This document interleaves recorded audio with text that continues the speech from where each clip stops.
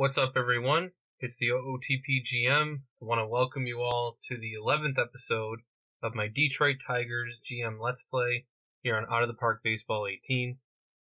So we're here at the 2019 first-year player draft, and to say that I am shocked by how we have started this season would be a massive understatement. We are 31 and 25. We are in first place in our division. We are one of the best teams in the American League, surprising enough. We got a half-game lead in the division over the Indians and a 3-game lead over the Royals. And we have played really good baseball. I'm really surprised at how well we have played. So the offense has been the better part of our team. You can see, pretty consistent so far, right around middle of the pack or upper pack, but still pretty consistent. Pitching's been hit or miss. Starters have kind of struggled as of late, but our bullpen has been surprisingly good. We're not very good defensively, unfortunately, but if we go in and we look at some of our stats here, we look at our pitchers. Fulmer's been our best pitcher, yet again. Norris has struggled a little bit recently, but I'm not worried about him in the fact that I think he'll be fine moving forward. Zimmerman, we're stuck with him anyways because of his salary. Miles J has filled in admirably for us because Liriano's had a couple of stints on the DL, and even when he was pitching, he wasn't pitching that great. And then Aaron Slegers, our Rule 5 draft pick, he's been up and down this year. He's bounced between the starting rotation and the bullpen. And our bullpen itself has actually been pretty good. Rosenthal's been filling in as our closer recently because Arturo, our original closer, he went on the disabled list. But we've had a couple of really good performances out of the bullpen. This A.J. Minter, who was a guy that we got in a trade, he's pitched really well in limited time. Daniel Stumpf has been excellent so far this year, a 1.93 ERA in 37 innings. So pretty good performances all around there. And then the lineup has been almost just as good. Miguel Cabrera is an early MVP candidate. He's hitting .335 with 15 homers and 42 ribbies and a 2.6 WAR. He is just crushing it here in the early part of the season. Cody Eves has struggled a little bit, only 176. He was on the disabled list for a little bit of time, but he has struggled early on. I'm not worried about that. I figure plenty of time for him to get right. Jonathan Scope has been pretty good so far to start the year, 288 average. Castellanos, who's been a backup to start this year, but he's hitting 309 as a backup. Davidson struggled recently, but he was hitting pretty well. Romine's been really good as a backup. Stewart has been really good, 297. Upton, Jacoby Jones, whose ratings just shot through the roof here recently, has been pretty good. And Jay Bruce, we signed Jay Bruce as a free agent because he was just sitting there and we had a need in the outfield, and he's only played 5 games for us because he got hurt like 2 days after we signed him. But he's been, pretty good in limited action. The other thing I wanted to catch you guys up on is we made a few trades. So the first trade that we made here, you guys already know about the trade that I made with Morgan, but I made a trade a couple of days later after that. We've had put Alex Wilson on waivers to start the year, and we found a trade where we traded Alex Wilson and kind of a nobody shortstop for 2 prospects for the Pirates. It got us out from under his $2 million salary. And then I also just made another big trade. This one involved Tyler Collins.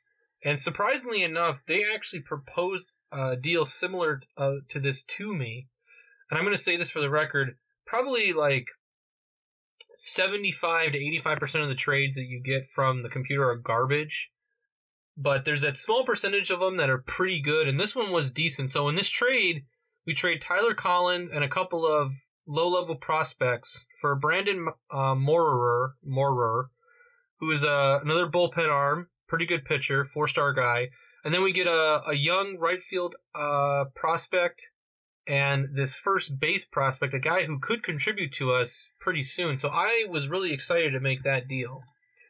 So yeah, we've been really surprisingly pretty good so far to start the year. But now that we've got that information out of the way for you guys, we do have a few guys you can see on the disabled list here. But now that we've got that out of the way, we're going to head into the first year player draft.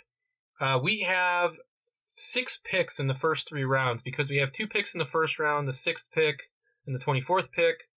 We have a pick in the supplemental first round that we got, and then we also have the 5th pick in the second round, and then we have 2 picks in the third. We have the 6th pick, and we have the 30th pick because we obviously didn't get a couple of guys signed last year.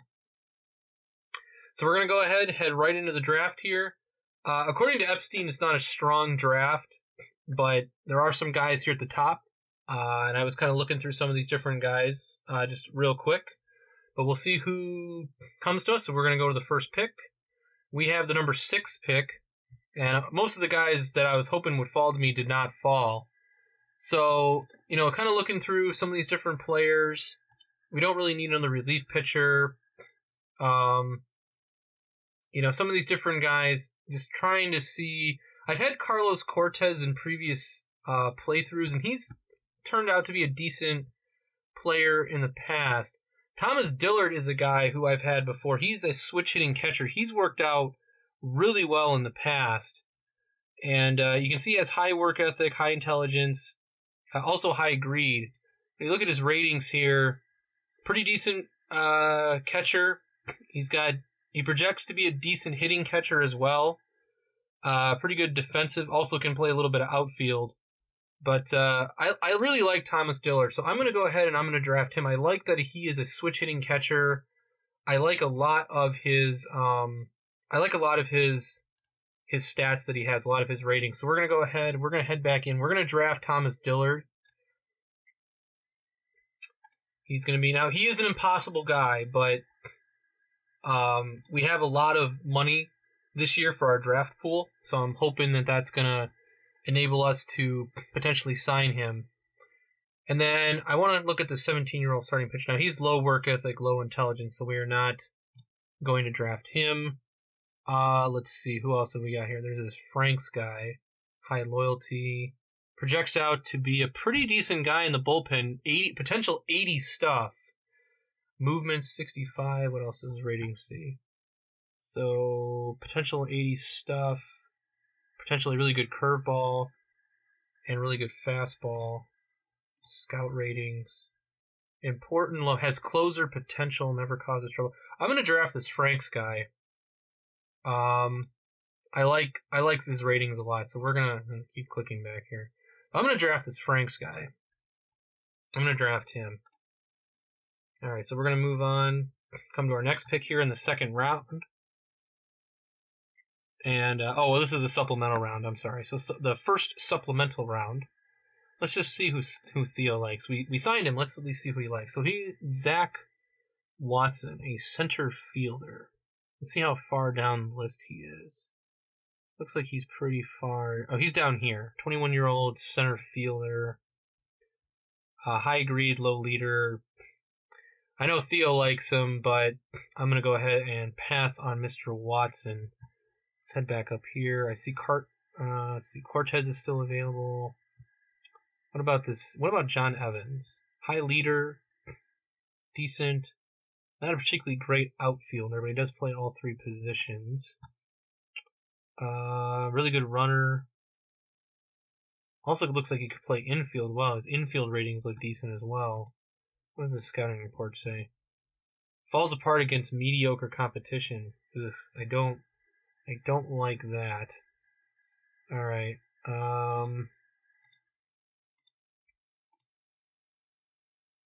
Who else have we got here? That was Evans, Jim Hool. Malcolm is available again. Remember, I think we drafted him last year, and he went. I'm going to draft Malcolm because he's not an impossible guy this year. Left-handed first baseman. Yeah, we're going to draft Malcolm because he's not impossible this year. So we're going to draft him. I see this Dwayne Pippy is still available. What is unknown? Second, third. Okay, so he is versatile. Decent catching numbers, decent speed. What do the rest of his ratings look like? Some potential for outfield. Decent numbers here. What about scouting reports? Regular spot in the lineup. I'm going to draft this guy. I don't know why he's fallen this far, but I'm going to draft this guy. So let's just do this, make it a little bit easier. So I'm not going back a bunch of screens. All right, so we're going to draft Pippi. I'm going to go ahead and draft him. I'm not quite sure why he fell so far, but we're going to draft him. We're in here to the third round. I see Cortez is still available. Let's see who Theo likes here in the third. Okay, so he likes this Eric Hackett. He's a center fielder. High work ethic. He plays all 3 outfield positions. 1.5 stars. OSA also 1.5 stars. Pretty well-rounded. Scouting report. His future as a batter looks bleak. Trouble getting ahead in the count. Maybe Theo sees something here that we don't. Can steal bases. Alright, I'm going to trust Theo on this one because he's a left-handed hitting center fielder. I'm going to trust Theo on this one. Go ahead and give him a shot. And then we also, our last pick here, the third round. Let's go ahead and see who Theo likes again. Steve Craig, a shortstop. Let's see. No, I'm going to skip Craig. Alright, let's look at some of these high guys up here. Bobby Coolin, low leader. Nope, we're going to move past him. Stephen Young, right fielder.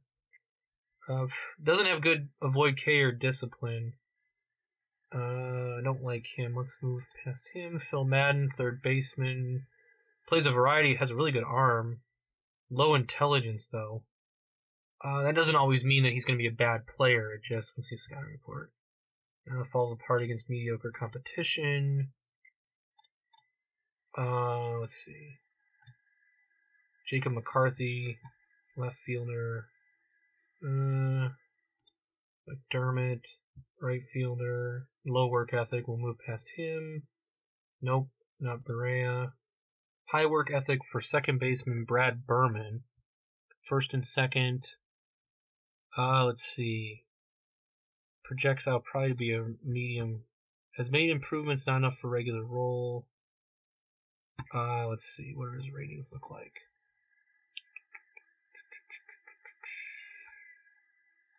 I might be willing to take a chance on this Brad Berman.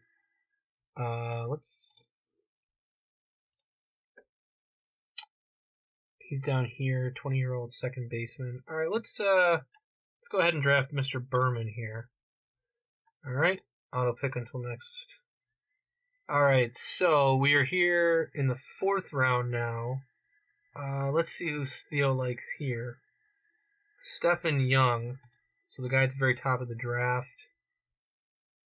All right, I've looked at this guy already, but all right, let's go ahead and left-handed hitting outfielder. Sure, I'll trust Theo again. You know, why not? All right, I'll pick until next player. Starting to get down to the low end of the draft here. Like I said, Theo doesn't view it as a high-end draft class, so let's get one more recommendation from him. Steve McDermott, another right fielder. We just drafted a right fielder. Let's see.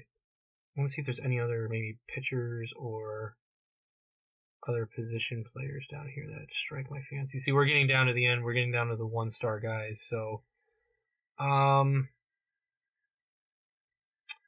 think I'm going to go ahead and I might go ahead and let Theo finish this draft for me. What about this Hunter Bishop guy? He's impossible. Low work ethic. No, we're going to skip that. I think I might go ahead and let Theo finish this because with a lot of these guys that are, you know, only 2-star, 1.5-star guys, there aren't really going to be a lot of.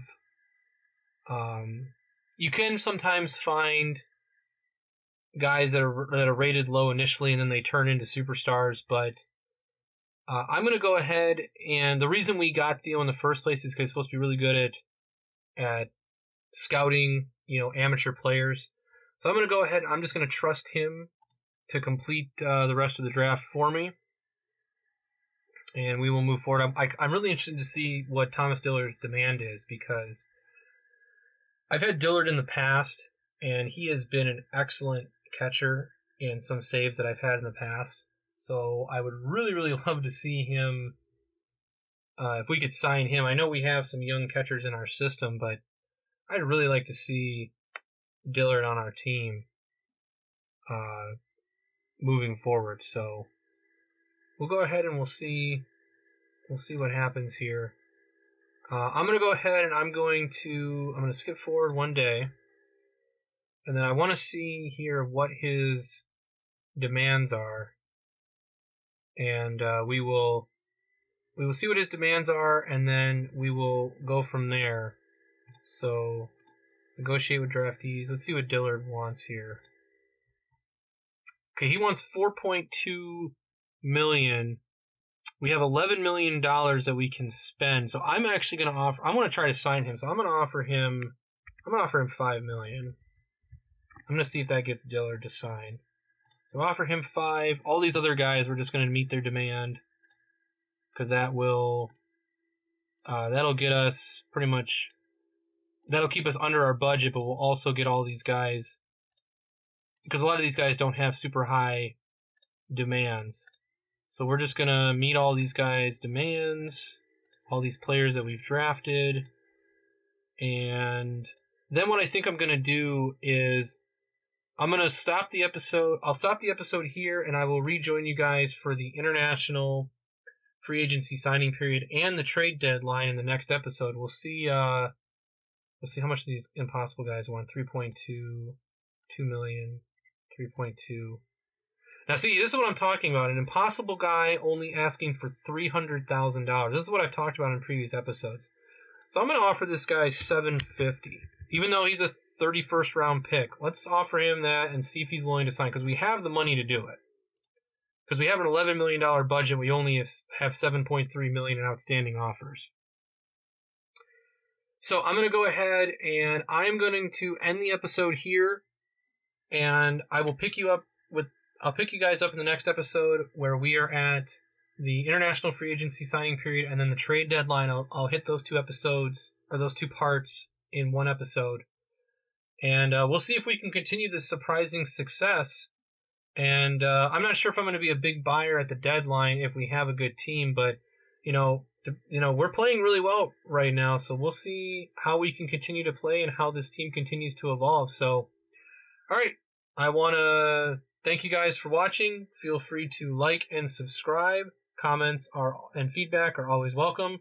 I will see you guys in episode 12 for the 2019 international free agency signing period and the trade deadline.